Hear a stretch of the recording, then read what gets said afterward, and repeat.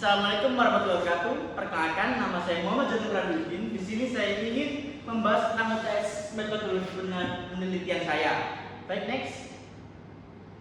Baik, untuk soal yang pertama adalah sebutkan serta jelaskan jenis penelitian. Jadi penelitian ada dua, yaitu yang pertama adalah jenis data kualitatif dan data numerik atau kuantitatif. Nah, data kategori atau data kualitatif merupakan data dari hasil penggolongan atau pengklasifikasian data, misalnya jenis kelamin, tingkat pendidikan, dan data atau variabel kategori pada umumnya berisi variabel yang berskala nominal dan ordinal. Contoh dari data kualitatif adalah yaitu penelitian tentang pengaruh jenis kelamin atau X terhadap tingkat keaktifan organisasi mahasiswa atau Y. Pada penelitian ini, jenis kelamin termasuk data kategori karena berbentuk kelompok yaitu laki-laki dan perempuan. Kemudian data numerik atau kualitatif merupakan variabel hasil penghitungan dan pengukuran, misalnya tekanan darah, tinggi badan, berat badan, dan sebagainya. Variabel numerik dikelompokkan lagi menjadi dua macam, yaitu discrete dan continue. Data discrete merupakan hasil penghitungan seperti jumlah anak, jumlah kunjungan, jumlah pasien rawat jalan, dan sebagainya. Contohnya yaitu penelitian tentang pengaruh jumlah dan jam belajar, yaitu X terhadap nilai ujian siswa, yaitu Y. Pada penelitian ini, jumlah jam belajar dan nilai ujian merupakan data numerik karena berbentuk angka dan dapat dihitung. Next. Kemudian soal kedua, apa yang dimaksud dengan studi literatur dan kenapa perlu dilakukan? Studi literatur adalah kegiatan mencari, membaca, mempelajari, dan meninjau berbagai sumber seperti buku, jurnal, artikel, dan penelitian terdahulu yang berkaitan dengan topik penelitian. Studi literatur dilakukan untuk memahami teori, metode, dan hasil penelitian sebelumnya, sehingga dapat menjadi dasar dan acuan di dalam melakukan penelitian yang lebih baik dan terpercaya. Studi literatur juga dilakukan karena membantu peneliti memahami topik penelitian, memperoleh dasar teori yang jelas, mengetahui hasil penelitian sebelumnya, serta menjadi pedoman dalam menentukan metode dan arah penelitian agar hasil penelitian lebih tepat, terarah, dan dapat dipercaya. Next. Kemudian soal selanjutnya, apa yang dimaksud dengan rumusan masalah? Nah, rumusan masalah merupakan salah satu komponen utama dalam suatu penelitian, termasuk dalam penelitian statistik. Rumusan masalah berfungsi sebagai titik awal sekaligus arah dari seluruh proses penelitian. Dalam konteks penelitian statistik, rumusan masalah merujuk pada pertanyaan-pertanyaan kritis yang ingin dijawab melalui pengumpulan dan analisis data secara kuantitatif. Kemudian apa yang dimaksud dengan hipotesis? Sebutkan kriteria dan sumber hipotesis yang baik.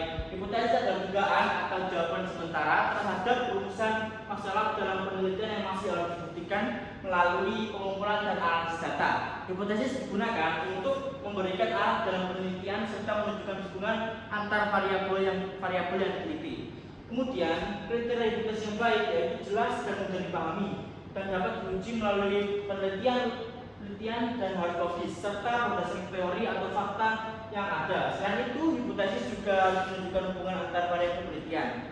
Kemudian sumber hipotesis yang baik dapat berasal dari teori, penelitian terdahulu, hasil observasi atau pengamatan langsung, pengalaman pribadi juga bisa, serta fenomena atau masalah terjadi di masyarakat.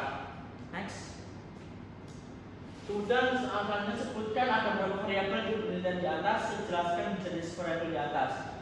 Jenis variabel di atas ada 5, yaitu yang pertama adalah product presentation yang termasuk dalam variabel independen. Product presentation adalah cara produk ditampilkan kepada konsumen dalam sebuah website atau media digital. Yang nomor 2 adalah musik yang termasuk dalam variabel independen. Musik adalah unsur audio atau musik latar yang digunakan dalam website atau media pemasaran untuk menciptakan sesuatu tertentu saat konsumen melihat produk. Kemudian selanjutnya adalah emotional stage atau PID yang termasuk dalam variabel intervening atau variabel mediasi. PID adalah singkatan dari pleasure, arousal, dan dominance. Kemudian selanjutnya adalah attitude towards the site yang termasuk dalam variabel intervening atau mediasi. Attitude towards the site adalah penilaian atau sikap konsumen terhadap website setelah mereka melihat tampilan dan merasakan pengalaman selama berada di situasi tersebut.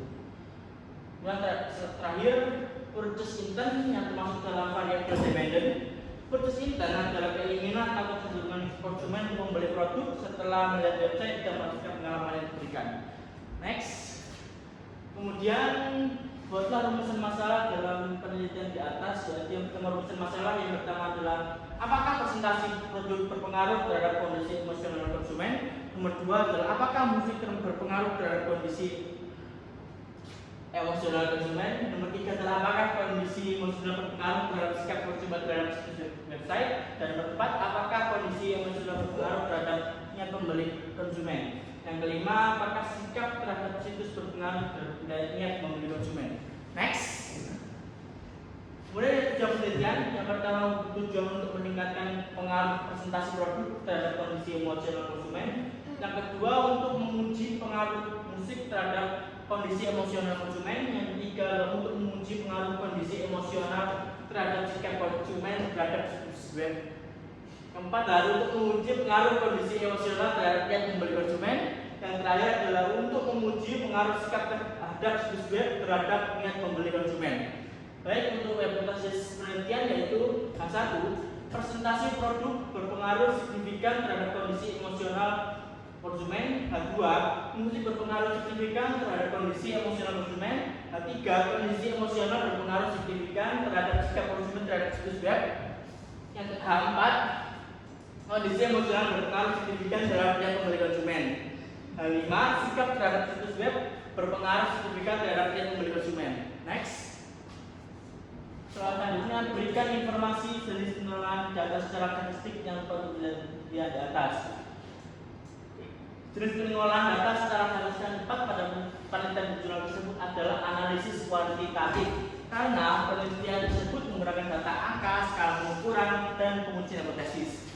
Analisis statistik yang pertama adalah analisis faktor yang digunakan untuk mengelompokkan dan menguji dimensi variabel emosional atau PID seperti pleasure, arousal, dan dominance. Yang kedua, uji reliabilitas yang digunakan untuk mengukur apakah instrumen atau kuesioner penelitian sebuah konsisten dan dapat dipercaya.